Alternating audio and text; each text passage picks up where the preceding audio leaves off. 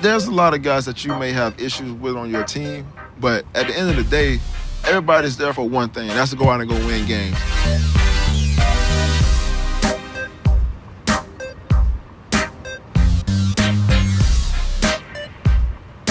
The whole situation happened with Geno. I wasn't in the locker room at all. I just heard about it, and it hurt. It hurt from a standpoint, guys, not knowing what was going on, and this happens to our team.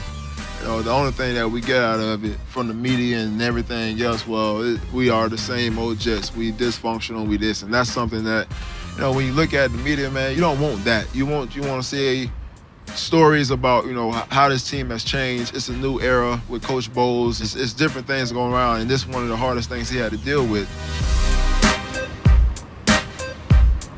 All the issues that you may have with a teammate or whatever, you got to push those issues aside because there's only one thing that's important to this shit, and that's going out and go win a Super Bowl.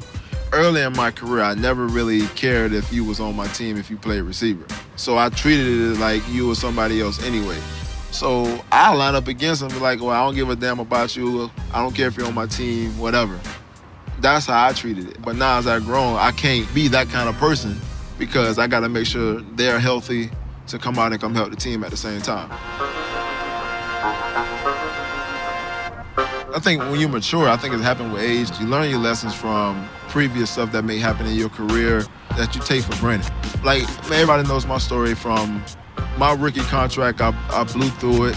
Like, you got to be smart, like, from a standpoint of what's important to you, why you play this game. I play the game because I love the game, and I want to try to be the best at this game. So in order for me to do that, I had to grow up. I couldn't be the same knucklehead person. I was always out doing the things that everybody else was doing. I had to try to change up the things I wanted to do from a standpoint from the rehab to making sure that I'm studying and doing the things I'm supposed to do. And not only that, but not let anything distract me from what I want to be in my career.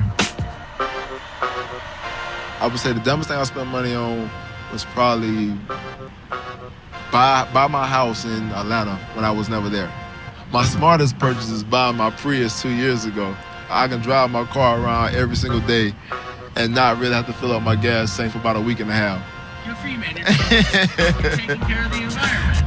And I'm taking care of my pockets, not just the environment, but taking care of my pockets. I don't think it's hard to be a defensive back in the NFL. I mean, yes, has the rules changed a lot?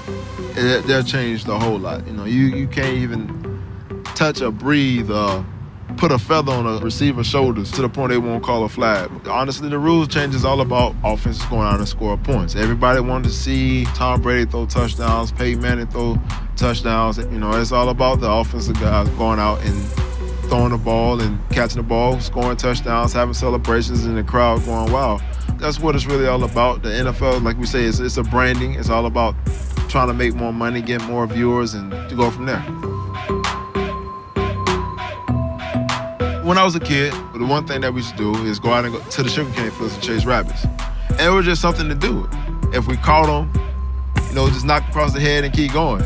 Honestly, the point of actually chasing a rabbit, if you think of how fast and how quick a rabbit is, it's all about the change of direction, dropping your hips, doing everything from the standpoint of when you're chasing a rabbit, you want to have a low sense of gravity before you can cut at the same time that the rabbit cut. The rabbit's going to be quicker than you, but can you try to have the knowledge to cut that rabbit off to get where you need to be to try to catch him?